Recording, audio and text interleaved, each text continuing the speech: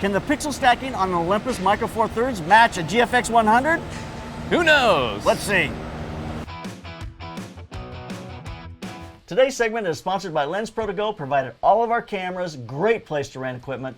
They're awesome, especially if you have like a longer rental. I love having them ship a camera out. I keep it for a week or 2 weeks and then ship it back.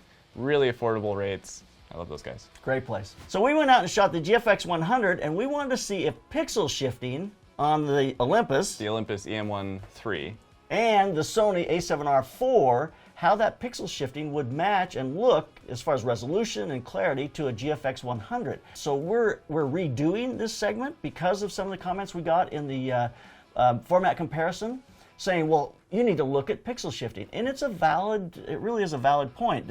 Can you do a pixel shift image, and does it look as good as a GFX 100 on a Micro Four Thirds or on a full frame? You know, it really was the very first sensor comparison we did. Someone said, you guys should have tested high-res mode on the Olympus. And I was like, actually, that's a really good idea. So we decided to go and try it out. Obviously, just out of the box, there are limitations for pixel shifting and high-res photo mode, things like that, because you are taking multiple exposures over time. So if you are shooting on a bridge like we are, you can't do that with a 1-second shutter. There are simply photos you cannot take using high-res mode. So it's not going to be applicable for every situation, but if you're doing stuff like tabletop, landscape, things where there isn't a lot of motion in the frame, then it could really up the overall look of your images at no cost, basically. Anyways, so we went out, we just shot on the streets of LA, and we just took one exposure of the Broad as an example. So the Broad is a nice building. It has a lot of edges and corners and stuff, which will show things like aliasing. Also, you have a light side and a dark side, so you see some of the noise and the shadow and the detail or lack thereof. So let's take a look. So I'm just going to say this really quick before we start. The reality of photography is, if it's creative and it communicates and people will pay you for it, that's commercial art. Doesn't matter if you shot it with a shoebox with a piece of tin with a hole poked in the front of it. It really doesn't matter.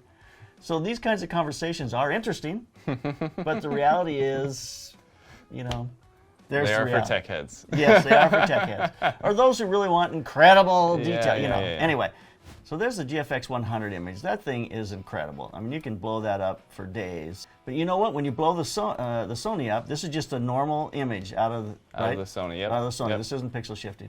That Sony there's a lot of detail. There is a lot of it's very, very comparable to the point where you almost really can't tell which is which in terms of just sheer detail. Now the Sony can stack in two ways. It can stack 4 images or it can stack 16 images. What's interesting is the 4-image stack, it is the same final resolution as the single file. This is the stacked image for the Sony. You can definitely see more detail there. Absolutely. Even though it's the same same number of pixels, it does look clearer. It's just crisper. You see more detail in kind of the grout lines, and absolutely. You don't see as much of that line on the edge of the shadow area. If we compare that to the GFX, the colors shifts from these, you know, because some were done in Photoshop. Sony's were done in Sony's proprietary software. They all look a little bit different with the color and the way it came out. Look at the grain though, just in the blue on the right-hand side. You look at the Fuji there first. It's pretty clean. It is pretty clean. They honestly look pretty, it is pretty dang similar. I would actually say the 4-image stack from the Sony looks right up there with the GFX. It really does. It looks pretty darn good. It really does. Now let's pull up the 16-image stack from the Sony. Now just so you know, one of these exposures takes like 16 seconds or something like that. You know, like 10 seconds to shoot this. That 16 image, there's just such a smoothness. It's just so clean. And there's almost no like really the noise you see here is probably JPEG compression more than anything. Exactly. It's just so clean. It is very clean. But man, you're pushing a lot of information around. It is. And then you know, at this point, we can punch in on the GFX even a little further.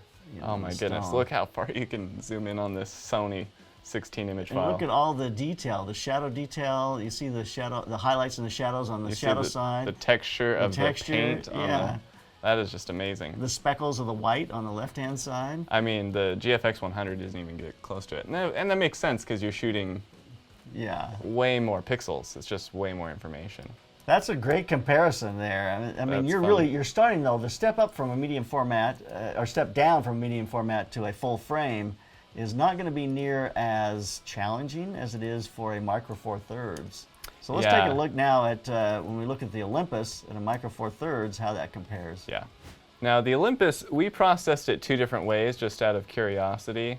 Let's pull up the original file first. So this is just a single raw file. I think we sent this through Photoshop. Obviously, this is 16 megapixel or 20 megapixel file, so it's just not going to have the same amount of detail to begin with. Yeah, look at the grain in the sky.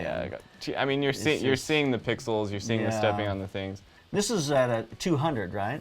Yeah, we shot this at 200. Yeah, which is for the ISO is the fastest. Yeah, that's the lowest it can go. First, I processed this in Photoshop, the stack with the Olympus, and I was not impressed. No, it's very soft. It does smooth out a lot of the noise, but the details just kind of blurred. Yeah. So we downloaded Olympus's proprietary software. So this is a high-res image from the E-M1 through Olympus's workshop software. Boy, that's pretty impressive. Yeah, it's very clear. Looks really, really nice. It really is.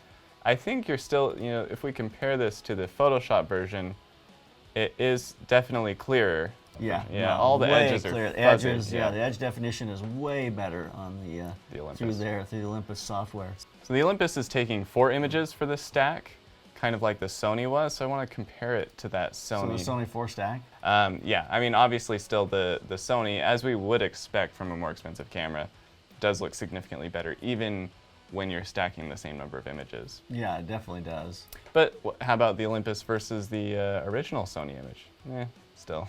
Yeah. Still not as good. So this is actually a really good comparison because this Sony image is 60 megapixels straight out of camera, a single RAW file, and this Olympus is 80 megapixels and it's stacking 4 images, and it still doesn't quite look as good. You just the detail and the highlights, the detail, like you see the flecks of white in the granite and that. When you go back to the Sony, it's just there's more detail there. Yeah, I feel like this is a good illustration of some of the limitations. I mean, obviously here we have the original Olympus file. Looks really grainy, not a lot of detail. It's 20 megapixels. So it does look much better with your high-res mode on that.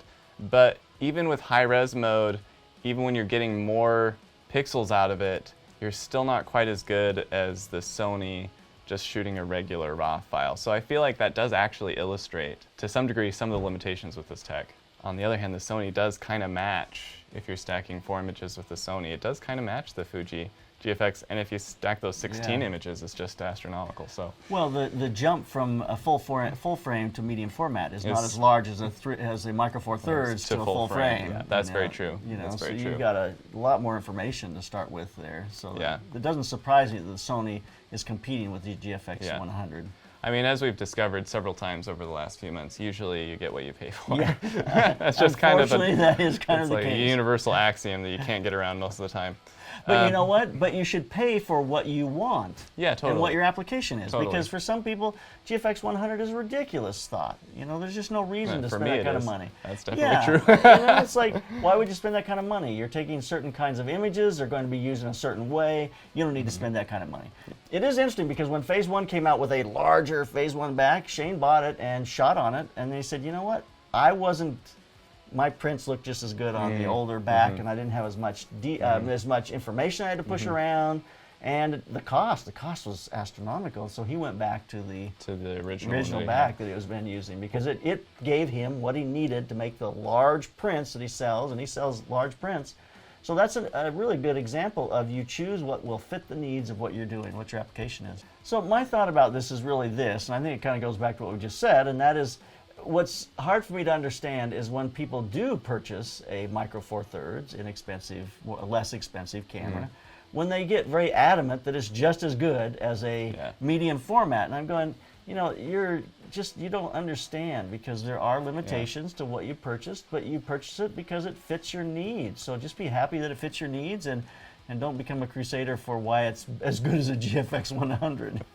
To be honest, we've shot a bunch of these cameras this summer, a lot of really expensive cameras like the Hasselblad, the GFX 100, we have the Sony A7R IV, and I liked the GFX 100. It was a really cool camera. I liked shooting with it and the feel and everything.